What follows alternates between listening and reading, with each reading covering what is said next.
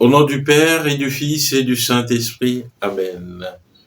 Viens, Esprit de sainteté, viens, Esprit de lumière, viens, Esprit de feu, viens nous embraser. Évangile de Jésus-Christ selon saint Jean. En ce temps-là, Jésus disait à ses disciples, « Amen, amen, je vous le dis, vous allez pleurer et vous lamenter, tandis que le monde se réjouira. Vous serez dans la peine, mais votre peine se changera en joie. La femme qui enfante est dans la peine, parce que son heure est arrivée. Mais quand l'enfant est né, elle ne se souvient plus de sa souffrance, toute heureuse qu'un être humain soit venu au monde. Vous aussi, maintenant, vous êtes dans la peine, mais je vous reverrai, et votre cœur se réjouira, et votre joie, personne ne vous l'enlèvera. En ce jour-là, vous ne me poserez plus de questions. Acclamons la parole de Dieu. Louange à toi, Seigneur Jésus. Bien-aimés de Dieu, paix et joie à vous. Aujourd'hui, nous débutons dans l'Église la neuvaine préparatoire à la Pentecôte. Et ces paroles de Jésus que nous venons d'écouter sont les dernières paroles de Jésus à l'endroit de ses disciples. Dans cet évangile, nous écoutons deux maîtres mots, la peine et la joie. Et Jésus dit à ses disciples, vous serez dans la peine. Vous allez pleurer, vous lamenter, mais tandis que le monde se réjouira. Bien-aimés, pourquoi les disciples, les apôtres du Seigneur pleuraient? Ils pleuraient parce que le Maître leur avait annoncé qu'il devait partir, qu'il devait mourir beaucoup plus. Alors, ces disciples qui avaient tout abandonné pour suivre le Christ, qui avaient abandonné leur profession, leur famille, pour s'engager avec le Christ, ces disciples qui avaient tissé des liens de fraternité, d'amitié, beaucoup plus avec le Christ, les voilà décontenancés, abandonnés à eux-mêmes parce que le Maître va mourir. Jésus leur annonce qu'il va mourir, mais ce sera la joie pour le monde. Parce que ceux qui persécutaient Jésus, ils seront joyeux d'avoir pu tuer le Christ.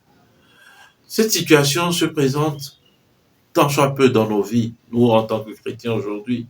Parce que bien souvent, le chrétien est celui qui abandonne tout, celui qui abandonne le monde pour suivre le Christ. Et nous abandonnons tout pour suivre le Christ, mais voilà qu'en étant chrétien, nos affaires ne prospèrent pas, nous connaissons des échecs. Nous nous sentons abandonnés par Dieu, parfois. Et c'est ce que ressentent les disciples en ce moment. Ils ont tout abandonné pour suivre le Christ. Tout. Mais Jésus leur dit, vous serez dans la peine, mais votre cœur se changera en joie. Comment cela peut-il se faire? Parce que c'est l'action de l'Esprit Saint. Lorsque nous accueillons l'Esprit Saint, nous pouvons être véritablement dans la peine, mais nous savons que notre Dieu est le Dieu puissant. Notre Dieu est le véritable roi de la terre.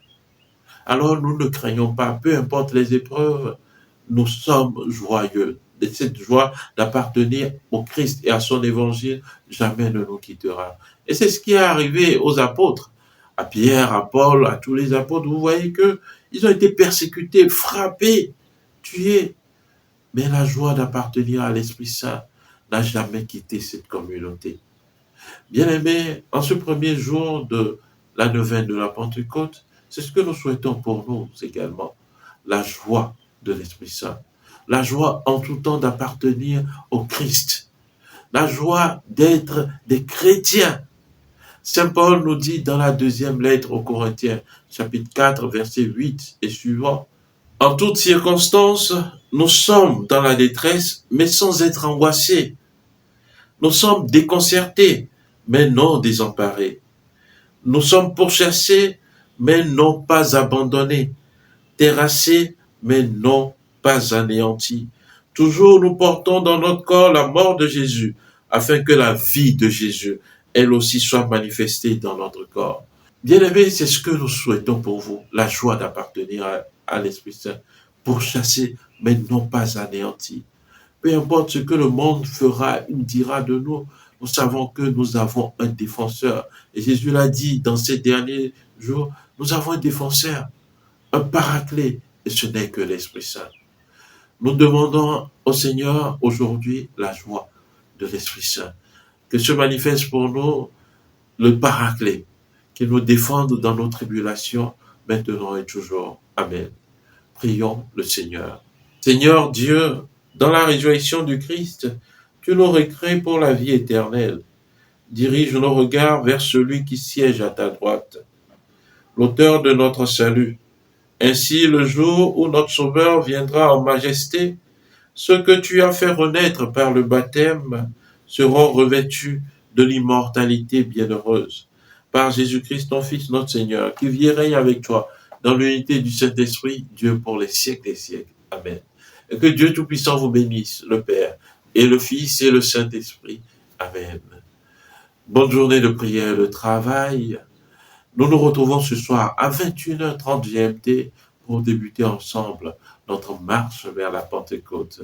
Venons tous ensemble au Cénacle pour recevoir la vie pleine de Dieu, la vie de l'Esprit Saint. Amen.